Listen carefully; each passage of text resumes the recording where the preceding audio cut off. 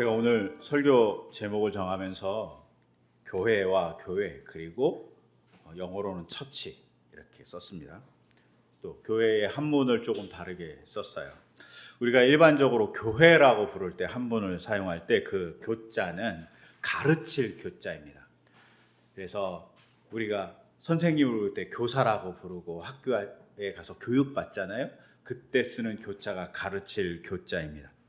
그리고 회자는 모일 때 회자예요. 즉 교회라는 말을 붙여서 쓰면 어떻게 됩니까? 가르치는 모임 혹은 가르침을 받는 모임 이렇게 한자의 뜻이 되겠죠. 그런데 이렇게 가르친다는 말에서 가르치는 모임이라는 이 한자를 보면 교회가 그런 것 같기도 해요. 교회에서 성경 공부도 많이 하고 또 설교도 약간 가르침 같고 또 제자 훈련도 한다고 하기도 하고 심지어 전도도 훈련한다고 뭐라고 하고 또 선교도 훈련한다고 그러고 하고 이렇게 생각해 보면 교회는 가르치는 것에 참 열정적인 모습을 가졌어요. 그러니까 가르치는 모임, 가르침을 받는 모임 이거 맞는 말 같습니다. 그런데 교회라는 말이 어디서 왔을까요? 이 한문이. 이 교회라는 한문은 사실은 말입니다. 이런 말이 되게 많은데요. 사실은 불교 용어예요. 교회, 부처의 가르침을 믿는 사람들이 예불하고 법문을 듣는 사람들의 모임, 이거를 불교 용어로 교회라고 합니다. 순간 되게 놀랍죠? 우리 이름이 불교 용어네? 이렇게 생각할 수 있어요. 근데 사실은 불교 용어가 되게 기독교 용어 중에 한국어 용어 혹은 한문 용어 아니면 중국 용어 중에 많이 있어요. 일본 안에도 많이 있고 그 중에 대표적인 게 이거잖아요. 예배를 시작하면서 묵도하겠습니다. 이거 불교 용어잖아요. 기독교 용어가 아니에요. 근데 그런 형태의 행위가 있었던 거죠. 그러니까 그런 형태의 행위를 우리말로 표현하기에는 불교 용어가 되게 적당했기 때문에 차용한 거예요. 이게 나쁜 일은 절대 아닙니다.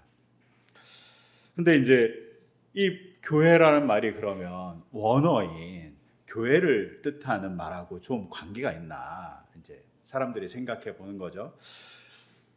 그래서 관계가 좀 없는 것 같아요. 왜냐하면 원어상으로는 좀 모임, 사람들이 모임, 이는 모임을 의미하거든요.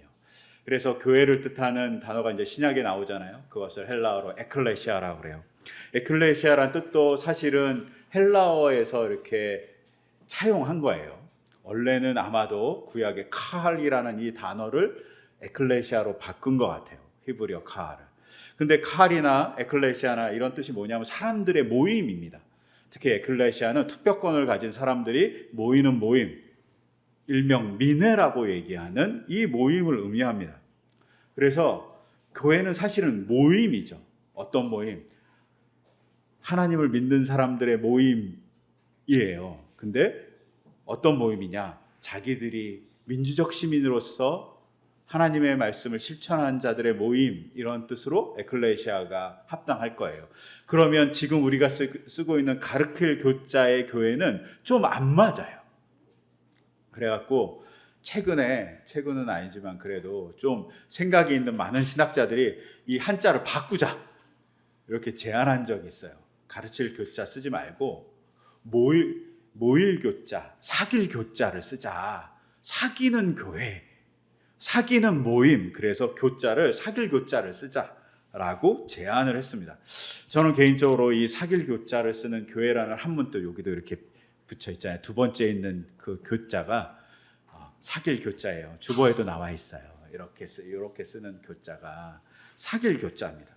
이 사귈 교자를 통해서 뭡니까? 교회는 하나님과 사귀는 곳이고 하나님을 믿는 사람들이 사귀는 곳이고 세상이 하나님과 사귀게 만드는 곳.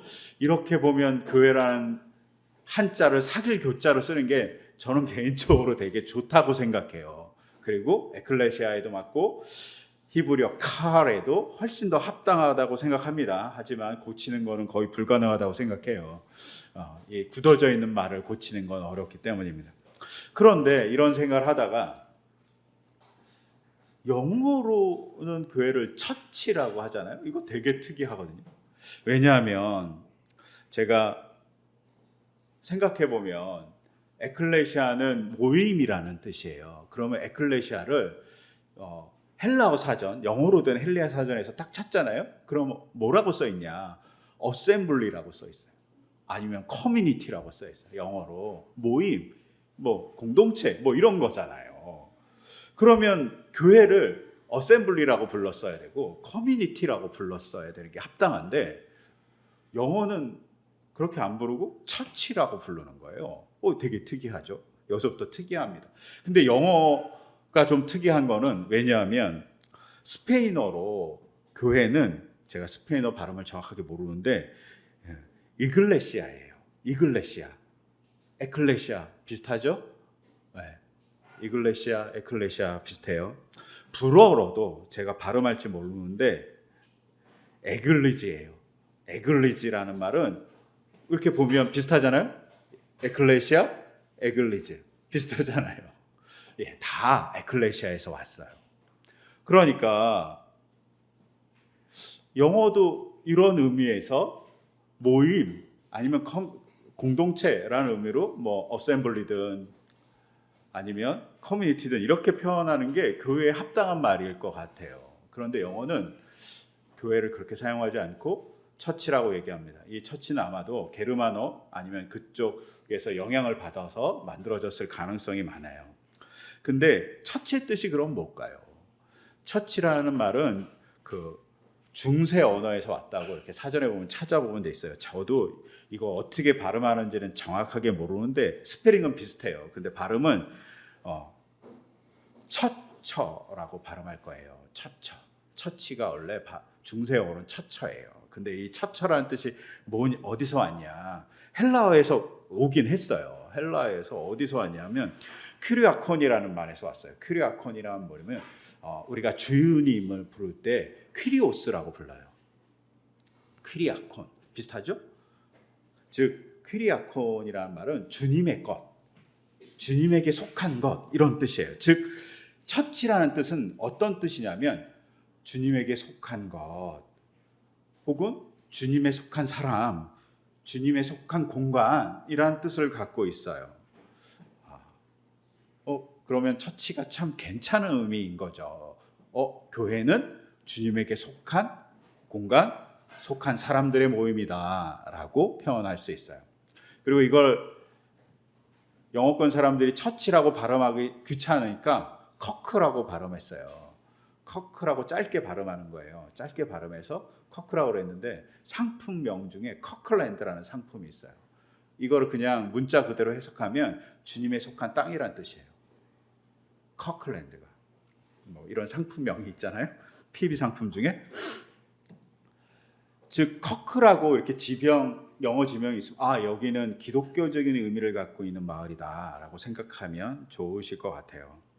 하여튼 처치는 주님께 속한 사람, 주님에 속한 공간, 주님께 속한 집 뭐 이런 뜻을 갖고 있어요. 이렇게 주님께 속한 사람들이란 교회의 정의를 조금 잘 설명하고 있는 것이 뭐냐, 그리고 적절하게 설명하고 있는 본문이 뭐냐 생각해 보면 오늘 신명기 2장입니다. 주님에 속한 사람들은 뭘 하는 사람들일까요? 주님에 속한 사람들은 주님의 말씀을 따라 사는 사람들입니다. 신명기 2장을 쭉 읽어보면 크게 두 가지 사건이 벌어집니다. 어떤 사건이 벌어지냐면 하나님께서 에돔과 모압과 암몬 땅은 점령하지 말라 그래요. 그 사람들하고 싸우지도 말아라. 왜? 그 사람들은 한 400년, 500년 전에 너희 형제였으니까 형제를 침략하면 안 돼 라고 하나님께서 알려주십니다. 그리고 그 말씀대로 따라 살아갑니다. 그 말씀대로 이스라엘 사람들은 암몬과 모압과 그리고 에돔은 공격하지 않아요. 거기를 피해서 도망갔다고 얘기해요. 근데 생각해 보세요. 400~500년 전에 형제예요. 심지어 이 사람들은 이스라엘 사람들은 이집트에서 430년을 지냈어요. 이 사람들하고 아주 떨어져 400년 동안 교류도 없어요. 근데 그들을 형제로 대우해 줍니다. 이걸 실천하는 거예요. 그들이 에돔 사람이, 모압 사람이, 암몬 사람이 형제로 대우하지 않아도 나는 형제로 대우해 주는 거죠. 이걸 실천합니다. 우리도 한번 생각해 보세요. 형이 동생에게 형제로 대우해 줄 때 가족이죠. 동생이 형을 형제로 대우해 줘야지 가족이죠. 근데 그걸 대우해 주지 않잖아요? 그럼 어떻게 됐어요? 가족은 파탄 나게 돼 있어요. 그 형제를 유지해 주는 그 사랑의 행동을 한 것이 이스라엘 백성의 행동입니다. 근데 이와 반대로 하나님이 뭐라고 얘기하냐면 시혼과 바산, 이곳은 공격하라고 그래요. 가나안도 공격하라고 얘기해요. 그들은 너의 형제가 아니라고. 그러니까 어떻게 합니까? 노예 출신에 지나지 않는 이 사람들이 그들을 공격해서 승리를 가져옵니다. 즉 하나님의 말씀에 따라 행동하는 사람, 이 사람이 바로 하나님에 속한 사람인 거죠. 또 한 가지가 있습니다. 하나님께 속한 사람은 뭐냐? 하나님이 챙겨주는 사람이에요. 하나님이 돌봐주는 사람이에요. 하나님이 꼭 뭐같이 돌봐주냐? 동네에 가장 강한 힘을 갖고 있는 형이 있어요. 그 형이 동네에 저를 돌봐주는 거예요. 이런 것 같이 돌봐주는 사람으로 하나님이 계시는 거예요. 동네에 가장 부자가 있어요. 근데 그 부자가 저를 돌봐주는 거예요. 이렇게 돌봐주는 사람으로 하나님이 있는 사람을 뭐라고? 하나님께 속한 사람이라고 정의하는 겁니다. 이렇게 정의되었을 때 이스라엘 사람 말고 다른 나라 사람들이 이스라엘 백성을 어떻게 대하는지에 대해서 오늘 얘기하고 있어요. 어떻게 얘기하냐? 신명기 2장 4절을 보면 이렇게 기록되어 있어요. 또 백성에게 지시하라고 하시면서 말씀하시기를 너희가 세일에, 이건 에돔이에요. 세일에 사는 에서의 자손 곧 너희 친족의 땅 경계를 지나갈 때 그들이 너희를 두려워할 터이니 매우 조심하여라. 하나님의 백성으로 살면 어떻게 된다고? 다른 사람이 두려워하는 존재가 된다고 얘기합니다. 이게 한 번만 나오는 게 아니라 우리가 읽지 않았지만 신명기 2장 25절에 보면 또 이렇게 기록되어 있어요. 오늘 내가 하늘 아래 모든 백성이 너희를 무서워하고 두려워하게 할 것이니 너희의 소문을 듣는 사람마다 떨며 너희 때문에 근심할 것이다 라고 기록되어 있습니다. 즉 하나님을 믿는 사람들에 대한 다른 사람들의 평가는 두려움, 무서움이에요. 이거 참 나쁜 거 아닌가? 이런 생각도 들죠. 표현으로 보면. 그런데 생각해보면 좀 황당하지 않습니까? 이렇게 두려워할까요? 이렇게 두려워할 만한 요소가 이스라엘 백성에게 있었을까요? 저는 생각해보면 이스라엘 백성에게 이런 두려워할 만한 요소가 별로 없다고 생각돼요. 고대 사회에서 지금도 마찬가지지만 누구를 두려워해요? 어떤 나라를 무서워해요? 군사력이 강한 나라를 무서워해요. 군사력이 강하잖아요? 그럼 그 나라가 뭐라고 그러면 깨갱하면서 다 들어줘요. 아니면 경제력이 강한 나라가 막 경제적 압박을 하면 무서워해요. 들어줄 수밖에 없어요. 근데 이스라엘 백성이 무슨 군사력이 강하겠어요? 경제력이 강하겠어요? 뭐 강한 거 아무것도 없어요. 근데 왜 두려워했을까요? 고대 사회에서 가장 무서운 존재라고 불린 군대가 몇 개 있는데 그 중에 하나가 몽골의 군대예요. 몽골군은 정말 유럽 사람들이 무서워했다고 생각해요. 왜? 몽골군이 성을 점령하잖아요. 그러면 점령한 대로 그냥 놔두는 게 아니라 어떻게 했을까요? 점령해서 자기 백성으로 삼는 게 아니라 그 점령한 땅을 있는 사람을 모두 죽여버렸어요. 학살을 했어요. 왜 학살했을까요? 또 점령하러 가야 되잖아요. 점령하러 가면 남겨놓은 사람들이 있으면 이 사람들이 뒤에서 세력 모아서 칠 수 있잖아요. 그러니까 아예 그런 칠 수 있는 근거를 안 남기려고 아예 다 학살해버린 거예요. 무섭죠. 두 번째로는 이렇게 학살하잖아요. 그럼 학살의 소문이 막 퍼질 거 아니에요. 그럼 공격해야 될 성, 다음번에 공격받을 성은 공포에 질리게 돼요. 그러니까 싸울 의지가 없는 거예요. 이걸 해서 일부러 학살을 했어요. 세 번째는 몽골이 제국을 만들면 그런 학살을 막 해놓으면 사람들이 무서워하니까 반란을 일으키지 않을 거라고 생각했어요. 그래서 엄청난 학살을 몽골군이 자행합니다. 근데 이스라엘 백성은 뭐 전쟁을 몇 번 했지만 이런 거 별로 해본 적도 없고, 최근에 전쟁한 것은 여기 나온 이스라엘 백성은 패했어요. 그것도 심하게 패해갖고 전멸했다는 뜻을 들은 호르마라는 얘기까지 있을 정도로 완전히 패한 민족이에요. 근데 뭐 이런 백성을 두려워할까요? 두려워할 이유가 별로 없어요. 이런 백성을 두려워한 이유가 없는데, 이런 백성을 두려워했다는 얘기를 설명하는 성경책이 있어요. 그게 뭐냐? 여호수아 2장에 나오는 얘기예요. 여호수아 2장이 뭐냐? 여호수아 2장이 여리고성을 점령하기 위해서 여호수아가 정탐꾼을 보냈어요. 정탐꾼을 보내서 정탐을 하는데, 정탐꾼을 만난 라합이라는 여자가 이렇게 얘기합니다. 나는 주님께서 이 땅을 당신들에게 주신 것을 압니다. 우리는 당신들 때문에 공포에 사로잡혀 있고, 이 땅의 주인들은 모두 하나같이 당신들 때문에 간담이 선을 했습니다. 당신들이 이집트에서 나올 때 주님께서 당신들 앞에서 어떻게 홍해의 물을 마르게 하셨으며 라는 것을 얘기해요.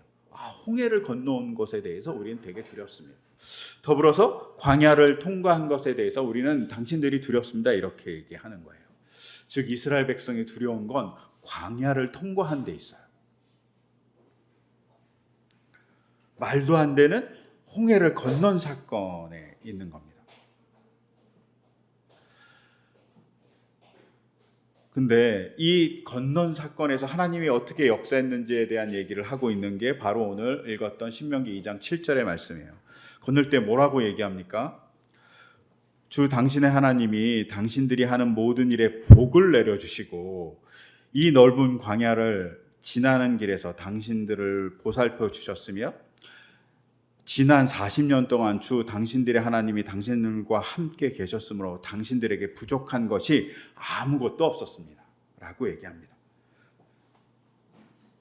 광야는 무서운 공간이에요. 그래서 신명기 8장 15절에 주님께서 넓고 황량한 광야, 곧 불뱀과 전갈이 우글거리는 광야와 물이 없는 사막에서 당신들을 인도하여 주시고 차돌바위에서 샘물이 나게 하신 분이십니다 라고 주님을 설명할 때, 광야를 설명할 때 어떻습니까? 광야는 전갈이 넘쳐나고 불뱀이 막 돌아다니고 우글거리는 공간이에요. 심지어 물이 없어요. 목말라 죽을 수 있어요. 이런 무서운 공간인데 이 공간에서 40년을 살았어요. 그것도 신명기 2장 7절에 의하면 하나님께서 부족함 없이 40년을 보내게 해주신 거예요. 근데 그것을 뭐라고 얘기하냐? 신명기 2장 7절은 하나님께서 모든 일에 복을 주셨다. 생각해 보세요. 뭐 광야에 있는 게 뭐가 복이겠어요? 광야에 사는 것이 무슨 복이겠어요? 광야에 그 전갈이 우글대고 뱀이 우글대고 물이 없는 그 공간에 사는 것이 무슨 복이겠어요? 그런데 이스라엘 사람들은 그 공간에서 하나님께서 복을 주셨다는 사실을 인지하는 사람들이었던 거죠. 이게 중요합니다. 광야에 생존했다는 것. 광야에서 하나님의 복이 내려서 지금 40년 동안 자신들이 무사했다는 것에 대한 인지와 하나님의 역사를 알고 있다는 것. 그것이 중요합니다. 이것을 그들만 알고 있는 게 아니라 누구도 알고 있어요? 이방 사람들도, 모압 땅의 사람들도, 암몬 땅의 사람들도, 가나안 땅의 사람들도 알고 있다는 겁니다. 광야 40년을 지켜주신 하나님이 계시다는 것. 이게 무서운 사건입니다. 왜 무서운 사건이냐? 다른 사람들에게 한번 생각해 보세요. 우리가 잘 아는 창세기의 마지막에 나오는 인물 중에 하나가 요셉이에요. 요셉이 형들에게 미움을 받아요. 왜? 뭐 잘난 면도 있겠지만 아버지가 편애했어요. 그러니까 아버지가 편애하니까 형들이 기분이 나쁜 거지, 동생을 편애하니까. 그래서 동생을 노예로 팔아버려요. 그리고 노예로 팔려간 동생이 또 우연찮게 이집트의 총리가 됐어요. 그리고 곡식이 없어짐으로 인해서 이집트의 곡식을 구하러 갔던 형들이 요셉을 만나게 돼요. 그리고 심지어 흉년이 더 오래될 거니까 다 내려오라고, 가나안 땅에서 이집트로 내려오라니까 다 내려갑니다. 그리고 내려갔을 때 아버지도 모시고 내려갔는데 아버지가 돌아가셨어요, 야곱이.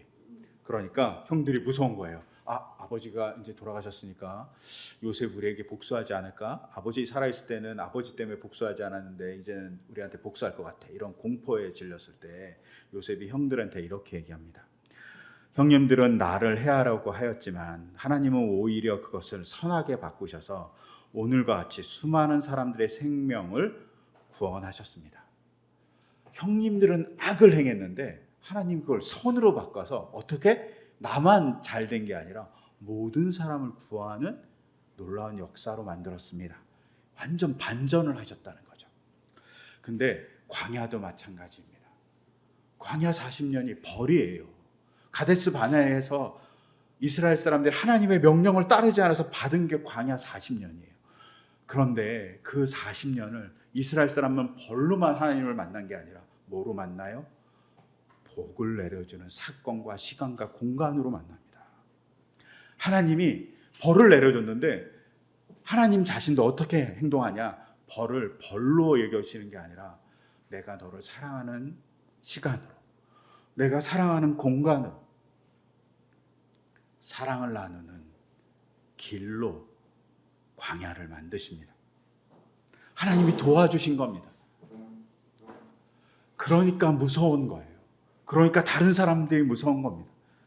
이스라엘 사람들은 벌을 받을 때 그 벌이 벌만이 아니라 복을 내려주는 공간으로 바뀌는 하나님의 사랑을 인식했던 사람들이기 때문에 무서운 거예요. 그리고 다른 사람들도 보니 광야에서 살고 있는 거예요. 이 민족이, 또돌이가 60만 명이 넘는 사람들이 성경에 의하면 살고 있는 거예요. 기적과 같이. 살 수 없어요, 그렇게. 근데 그들이 살고 있다는 사실이 기적이죠.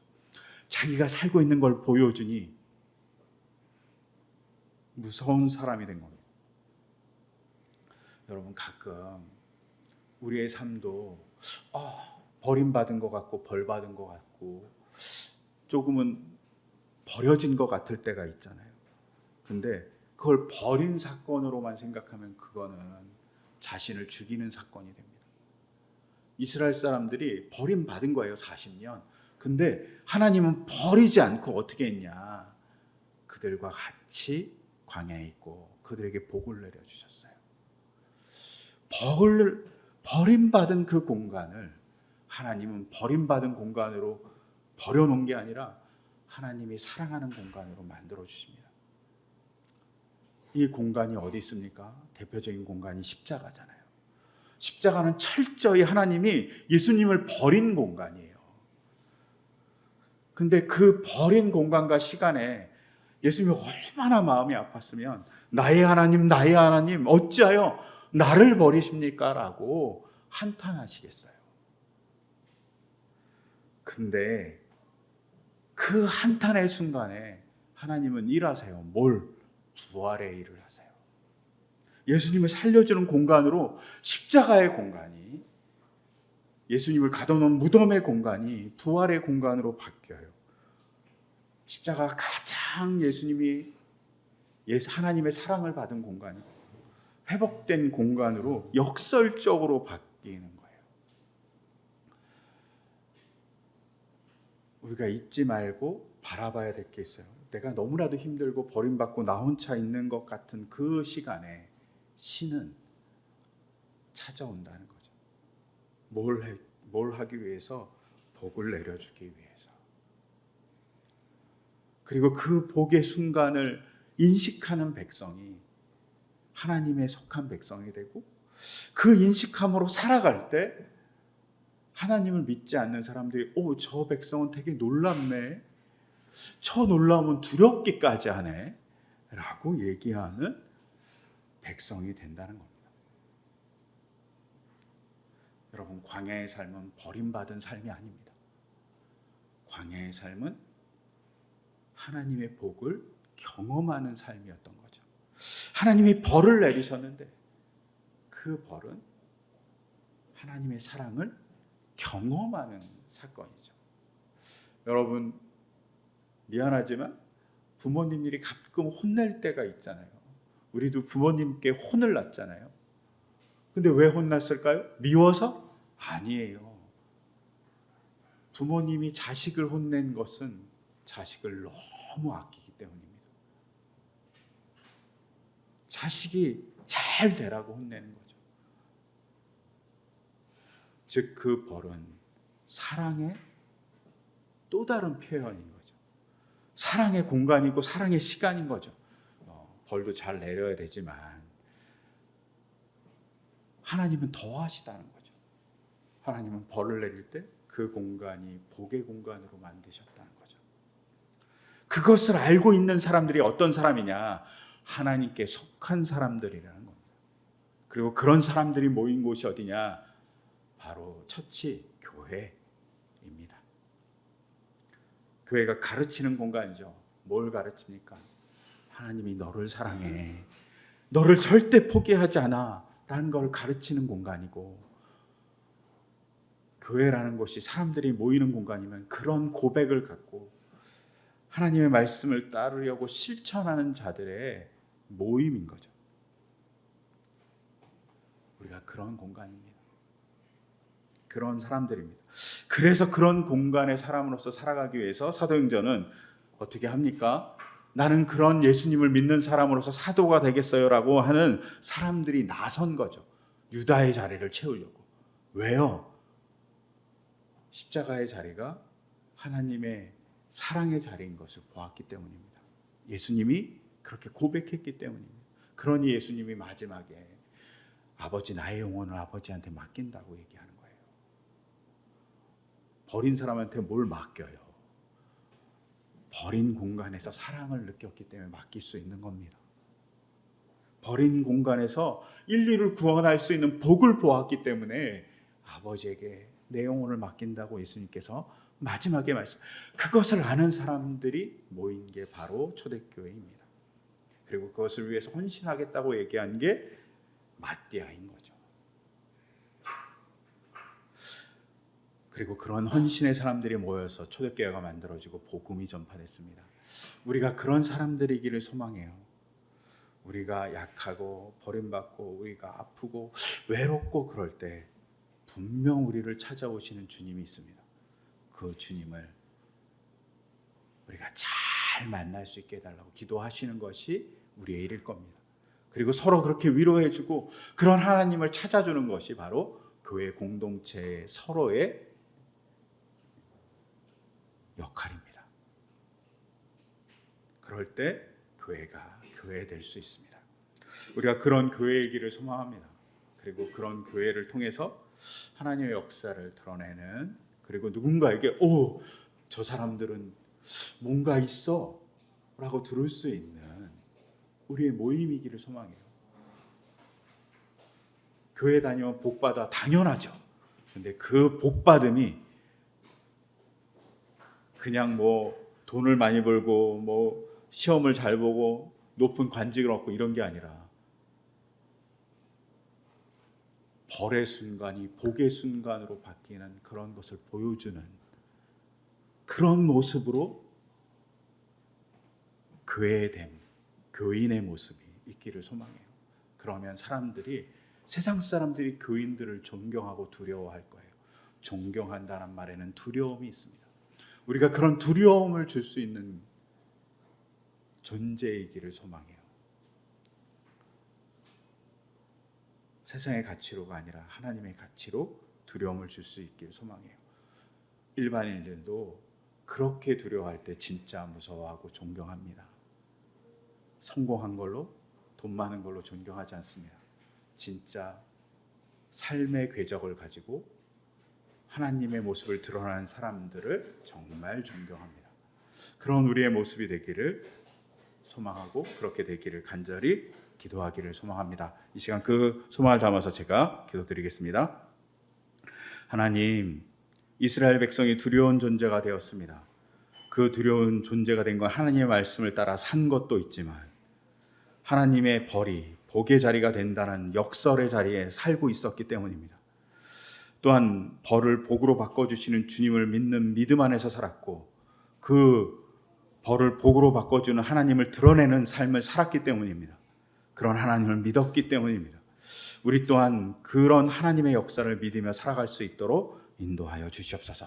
또한 우리 삶의 자리에 오셔서 우리의 어려움을, 우리의 곤란함을 주님의 복의 자리로 바꿔주시는 하나님의 놀라운 사건을 경험하게 하여 주시옵소서. 이 모든 것 주 예수 그리스도 이름으로 기도드립니다. 아멘.